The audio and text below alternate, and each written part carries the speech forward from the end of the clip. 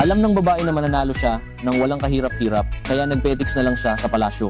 Araw-araw siyang nagtago sa kanyang silid para kumain at matulog habang nag-aaway ang ibang asawa ng hari. Nang magpatawag ng pagkukulong ang reyna, nagdahilan siyang masakit ang ulo. Nang ipatawag naman siya ng emperador sa silid nito, nagdahilan siyang may sipon, nais lang niyang iwasan ang problema. Nangangamba lang siya na dahil hindi siya paborito ng hari, puro gulay at tofu lang ang makakain niya. Sa tingin niya, mas maigi na ito kaysa mabuntis at makunan. Pero isang araw, nabulabog ang tahimik niyang buhay. Nawawala raw ang pusa ng paboritong asawa ng hari at madadamay ang lahat kapag hindi ito nahanap. Sa inis sa ingay, kumuha siya ng sanga, gumuhit ng ilang linya at itinuro kung nasaan ang pusa. Ilang saglit lang, galit na sumugod ang marangal na asawa sa kanyang pinto. Ikaw, paano mo nalaman? Hinulaan ko. Mabuti at may silbi ka. At ang hapunan ko ay nadagdagan ng manok. Leia Torres, ang mga inalagaan kong piyoni namatay lahat sa loob ng isang gabi. Ikaw bang may kagagawa nito? Sa timog kanluran, 3 talampakan sa ilalim ng ugat ng bulaklak, may nakalibing na manikin. Hukayin mo. Kagalang-galang na ginang.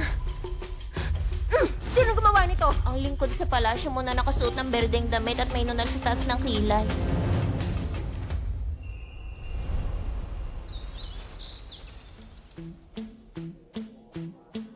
Kairen, ang tanghalian ay nandito na. Ay, salamat. Ang bango naman. Talagang hindi ako niloko ng langit. Basta Manggagamot ng korte. Bakit hindi pa rin ako gumagaling kahit uminom ako ng gamot mo? Paumanhin sa aking kakulangan. Kagalang-galang na Emperatriz. Naku, kagalang-galang na Emperatriz. May sakit na po kayo ng kalahating buwan. Laba ako nag-aalala. Kaya nandito ako upang alagaan kayo. kagalang-galang na konsorte. Ang kagalang-galang na emperatriz ay may manggagamot kaya hindi na namin kayo abalahin pa. Kung gayon, ako bilang yun lingkod ay nagnanais na mabilis kayong gumaling, Emperatriz. Kung hindi agad gagaling ang aking karamdaman, baka balang araw ay akyat na siya sa aking ulo. Kagalang-galang. Narinig ko malapit sa malamig na palasyo may isang taong mahusay manghula. Isang Kairen, dumating na si Manang Corazon.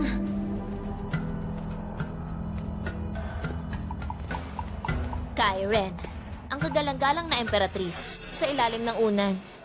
Ano? May isang jade sa ilalim ng unan, may nakaukit na lotus. Itapon ito sa lawa ng lotus. Kairen, tiyak ba ang iyong sinasabi? Ito'y tungkol sa kagalang-galang na Emperatriz. Ay, antok na ako, matutulog na.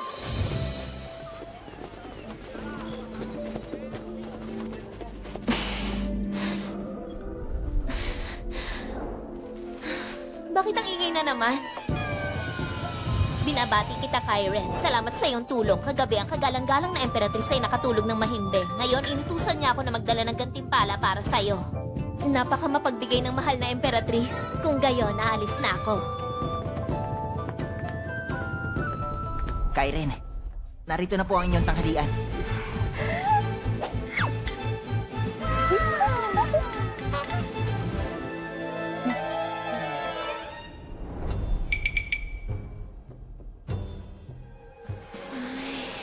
Masyadong napapansin na ba ako? Itong buhay kong tahimik at payapa mukhang malapit ng matapos. Ano? Ang Reyna gumaling na? Narinig ko na si Manang Corazon ay pumunta kay Kairen. Pagkatapos nun, gumaling ang Reyna. Nagpadala pa siya ng maraming regalo kay Kairen. Ang hamak na babae na yan. Hindi ba't alam niya manghula? Kung ganon, ako'y magpapahula rin sa kanya.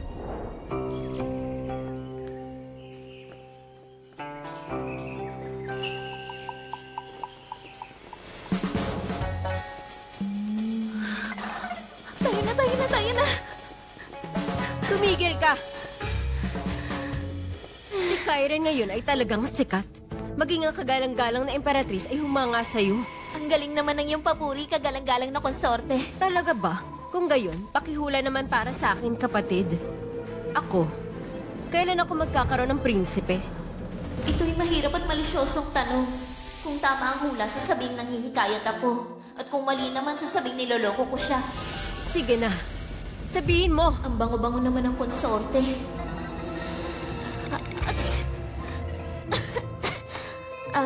Kagalang-galang na konsorte. Siguro mas mabuting magpatingin muna kayo sa manggagamit. Anong ibig mo sabihin? Ang iyong pabangoy may halong muskat saffron. Kapag nalangap ito na matagal, may hirapan ka mabuntis. Kung nangangahas ka magsalita ng walang katotohanan, babalatan kita ng buhay.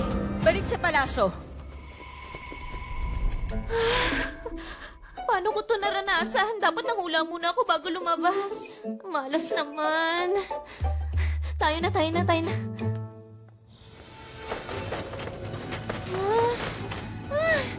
Sino yung sa gitna ng gabi? Karen, ang lakas ng loob mo maglagay ng lason sa pulbo sa kagalang-galang na konsorte. Hindi ako ang...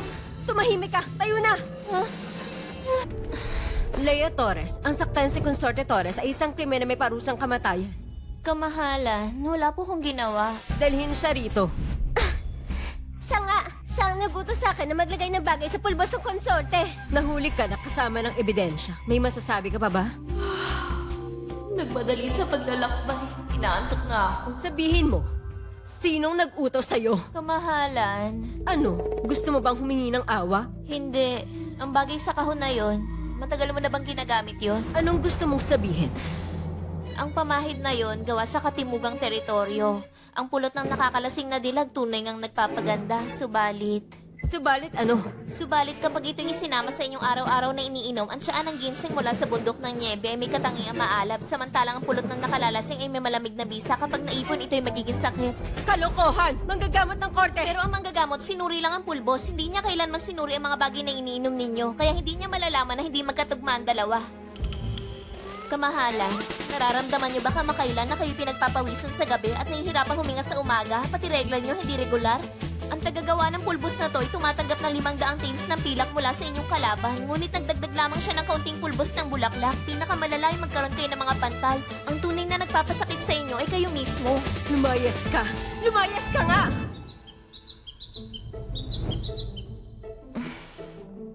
Kailan, gising ka na. Si Consorte Torres ay nagkasakit. Narinig ko rin na pinatay niya yung isang katulong. Ganun ba? Ano to? Ito'y galing sa kagalang-galang na Imperatrice. Espesyal niya inutusan na bigyan ka ng bird's nest soup. Sana'y wala nang manggulo. Gusto ko lang maging isang maalat na isda na payapang nakahiga. Sa loob ng kalahating buwan na ako'y nagkasakit, hindi ko alam kung anong ginawa ng hamak na reyna na iyon. Kaya't ni minsan, hindi ako dinalaw na emperador. Pero gabi-gabi siyang natutulog doon. Kung magpapatuloy ito, baka tuluyang makalimutan na ako ng emperador. Kamahalan, narinig ko po na kamakailan, maraming ginto, pilak at hiyas ang ipinagkaloob ng reyna kay Kairen. Napaka-misteryoso ng Kairen na yun. Malamang siya ang nagpapayo sa reyna ng palihim upang agawin ang pagmamahal ng emperador sa inyo. Mabuti pa! Isang hamak na Kairen lamang, ngunit nangangahas pang pagbalakan ako. Emmanuel, naglilingkod ka pa rin ba kay pangalawang prinsipe? Opo.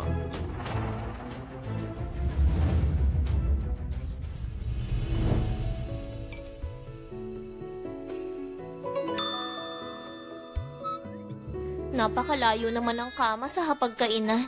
Annalyn, ilipat kaya natin ang hapagkainan sa tabi ng kama. Kairen, iyon na po yung isa sa accounting decision ninyo. Sige na nga, matutulog muna ako, wag mo kong gisingin. Ano na naman to? Anong ginagawa niyo kay Kairen? Ang pangalawang prinsipe ay nasa silid-aklatan ng emperador nang biglang pumula ang kanyang bibig bumagsak at nangisay. At hanggang ngayon ay hindi pa nagigising. Ano naman ang kinalaman ko dyan? Iniutos ng emperador na dahil binalak ni Kairen na patayin ng prinsipe, ay hulihin siya kagad. Hindi ako lumalabas ng aking silid. Paano ko naman papatay ng prinsipe? Ipagpabukas mo na lang ang paliwanag sa emperador. Dalhin siya. Emmanuel, sabihin mo sa akin, yung nakita mo na nagtatago malapit sa silid-aklatan ng emperador, siya ba yun? Opo, siya nga po. Leia Torres. Alam mo ba ang iyong kasalanan? Wala akong alam. Leia Torres, mabuti ang pakikitungo ko sa'yo. Hindi ko akalain na ikaw ay magiging ganito kasama na gustong patayin ang aking anak. Wala po akong ginagawa. Dalhin ninyo dito ang ebidensya.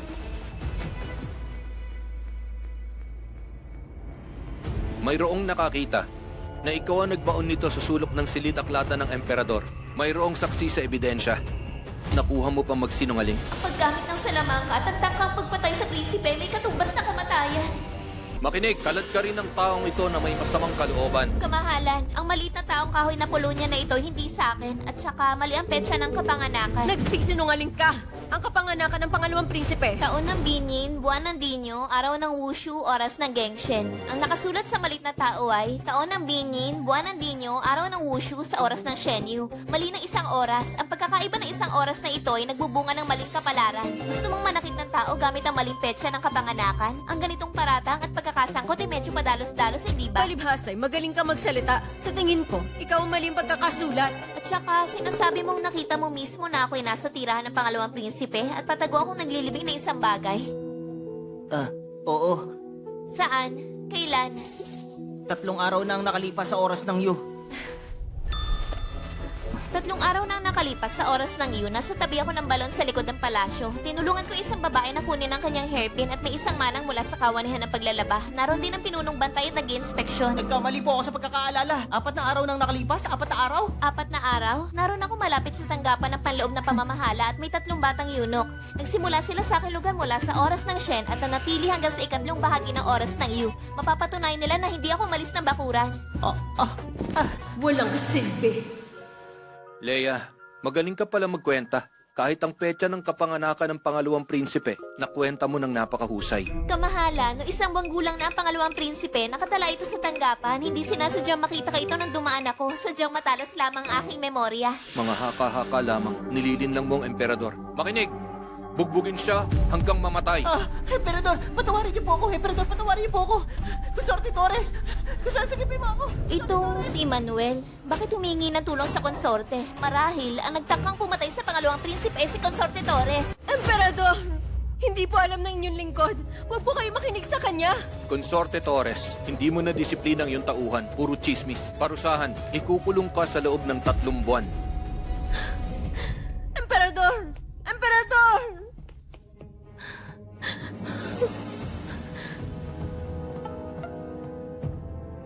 Mahal na Reyna, ang pangalawang prinsipe ay yung tunay na anak. Hindi mo siya inalagaan ng wasto, kapabayaan.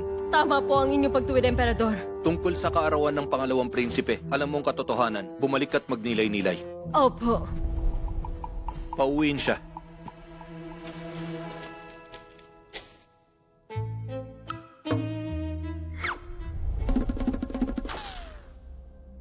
Magaling sa pag-alam ng kapalaran. May matapang na puso. Ang babaeng ito, hindi karaniwan. Benjamin, Narito po ang lingkod. para sa akin, gawin mo ang isang bagay. Kairen, ayos na po ba kayo? Ayos lang ako, ayos lang. Mabuti na lang mabilis sa reaksyon ko kung hindi wala na sana ako. Pagbati po sa Kairen. Kairen, dala ko po ang utos ng emperador. Nais po niyang lumipat kayo ng lugar. Saan ako lilipat? Palasyo ng Chankun. Gilid ng bulwag. Palasyo ng Shankun? Ang silid tulugan ng emperador? Gilid na bulwagan? Ginoo, pwede bang hindi na ako lumipat? Tahimik naman ako dito.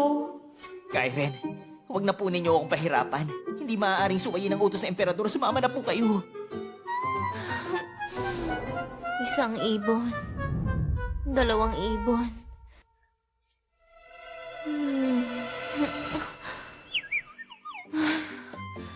Hindi ko na kaya. Sobrang nakakainip. Lumipat ako dito mga kalahating buwan na rin. Ang emperador halos araw-araw pumupunta rito na hindi nagsasalita. Nagbabasa lang ng dokumento at aklat. At kailangan laging nasa tabi niya ako. Ano ba talagang gusto niyang gawin? Sige na nga, hindi ko naiisipin. Kahit paano masarap naman ang mga merienda dito. Leia Torres, Ha? tulungan mo ako sa panghuhula. Ano pong ipapahula? Hulaan mo ang aking kaharian. Dumating din talagang sandali. Hindi ko kayang hulaan. Bakit hindi? Kapag tungkol sa kaharian, mababawasan ang buhay ko. Nais kong makakain ng ilang taon pa ng nilutong braised meatballs. Sige ba? Kung gayon, hulaan mo ang aking kapalaran. Anong ibig mong sabihin? Hulaan mo kung gaano pa ako katagal mabubuhay. Kamahalan, talaga po bang gusto niyong malaman? Oo, Sige po. 1,000 gintong barya ang bayad sa pagbabasa. Walang utang. mabuti. Ito talagang Lea Torres na to. Ang lakas ng loob mo. Sapat na sapat. Kung ganon, dito ka na lang tumira. Ang labo niya. Braised meatballs, crystal shrimp dumplings, sweet and sour cherry meat, steamed sea bass. Napakasarap. Kahit na nakatira ako sa gilid na bulwagan ng palasyo ng Chancun, mas malapit ako sa emperador, pero ang pagkain dito ay napakasarap. Maliit na Panginoon, kaya pa ninyo kumain? Siyempre naman, ang pagkain ang pinakamahalagang bagay. Hindi nyo alam, ngayon sa palasyo, napakaraming mata nakatingin. Ang emperador abala sa estado. Matagal nang hindi dumadalaw sa harem. Ngunit araw-araw, dumarating siya sa gilid na bulwagan. Sa tuwing pumupunta siya, nagbabasa lamang siya ng dokumento o aklat. Ano namang kinalaman ko dun? Pero hindi ito alam ng iba. Kumakalat sa buong palasyo na ikaw daw ay gumagamit ng mahika para maakit ang emperador. Kaya ikaw lang ang nakakatanggap ng pabor. Nag-aalala ako para sa inyo. Anong dapat katakutan? Kahit ang langit ay nagsabi na basta't paging tulad ako ng isang tamad na isda, mananalo ako ng walang hirap. Ang sweet and sour cherry meat na to, napakasarap. Tikman mo. Kung may reklamo, magsalita kayo. Kung wala, maaari na kayong umalis.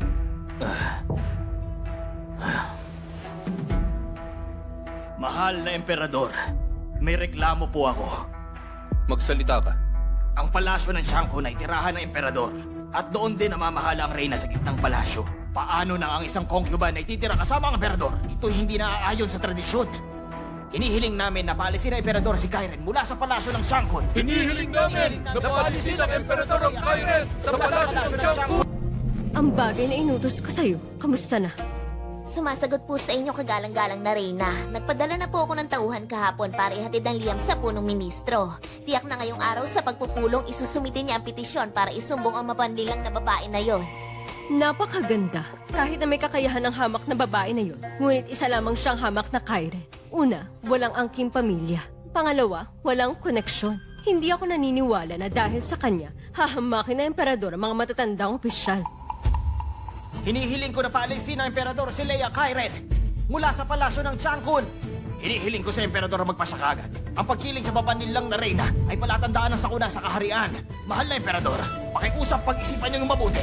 Tama na! Sa bagay na ito, ako ang siyang magpapasya. Tapos na ang pagpupulong! Petisyon para palipatin siya sa ibang palasyo. Sa kanilang mga mata, ganito na ba talaga ako kahangal na emperador? Hindi pangkaraniwan ng talento niya. Kung hindi ko siya babantayan, paano ako mapapanatag? Ipinapaalam ko po, ulat po sa emperador. Mabilis po na kumakalat na balita sa tibog. 1,000 hektare ng lupa na tuyo. Ano ka mo? Kagagaling mo lang sa kusina ng emperador, ba't ganyan ang mukha mo? Kairen, sa buong palasyo, kayo na lang ang nakakapagsaya pa. May tagtuyot sa timog na hangganan. Libo-libo naglayas. May 3 batch ng tulong ang emperador, ngunit hindi pa rin sapat. Tagtuyot sa timog? Kung umuunlad, ang mga mamamayan ay naghihirap at kung bumagsak, naghihirap pa rin. Kairen, ang gusto ko sabihin ay lahat sa labas ay nagkakalat na kayo raw ang dahilan ng kamalasan sa kaharian. Ang mga walang kwentang dinastiya, nagtatapon ng lahat ng sisi sa mga kababaihan. Tungkol naman sa ating emperador. Kairen, mag-ingat po sa inyong mga salita. Imperial, pinagmasdan mo ba ang mga bituin? Sa malaking sakunang ito, meron ka na bang solusyon? Walang magagawa ang lingkod. Ito ay parusa ng langit. Ang mga bituin, walang solusyon. Sa tingin ko, dahil to sa kanya. Tama nga. Ito'y parusa mula sa langit. Nagkulang ang emperador sa kabutihan, kaya nagpadala ang langit ng sakuna. Ang matinding tagtuyot sa timog ng hangganan ay babala mula sa langit. Alapastangan! Paano mo nangangahas? Nakikiusap ako sa emperador na paalisin si Lea mula sa gilid ng bulwagan at gumawa ng dekreto ng sariling pagkakasala upang mawala ang galit ng langit. Maaari bang ang sakuna na ito ay talagang dahil sa akin at tungkol kay Lea? Nakikiusap ako sa emperador na iligtas ang mga tao mula sa kapahamakan.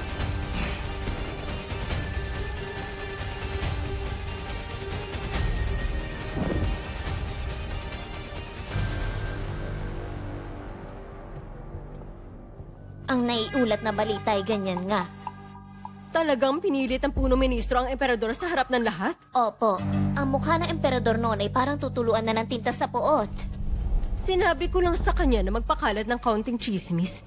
Pero sumobra siya. Kamahalan, hindi po ba medyo masyadong malala na ang ginagawa natin? Inilagay ng emperador ang isang mababang talento sa palasyo ng Changkun. Itinuturing ba niyang patay na ako bilang reyna?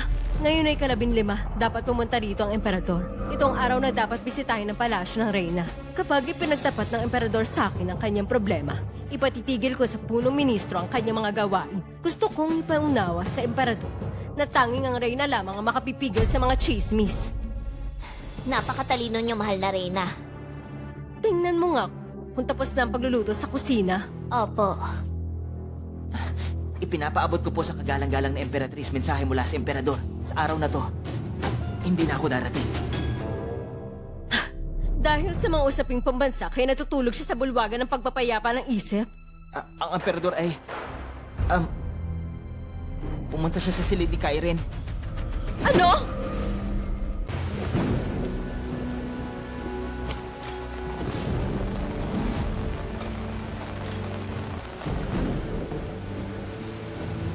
Leia, Hmm?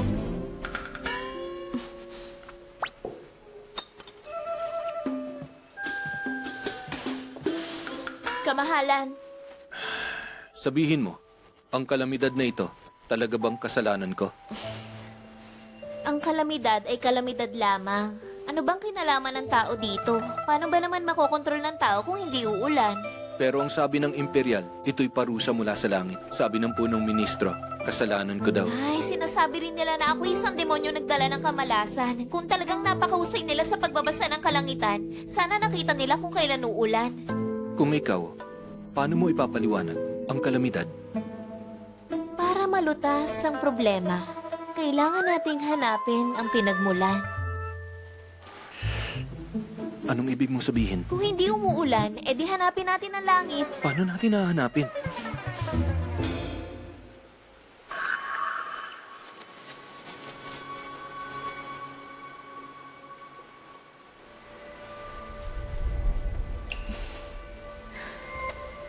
Emperador, hindi ba ninyo napapansin Ang ano?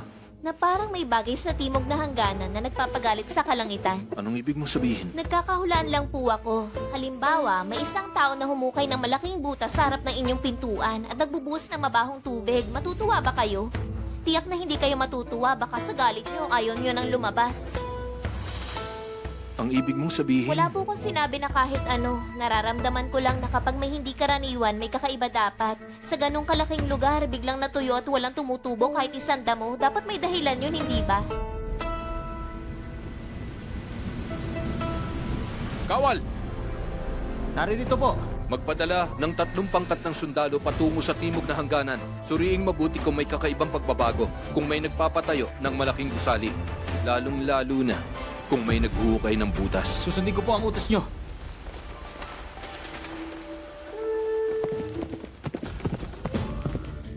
Dali! Dali!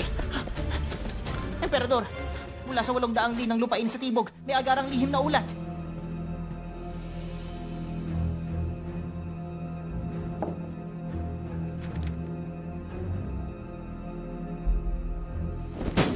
Sabi na nga ba, kaya pala nagagalit ang kalangitan.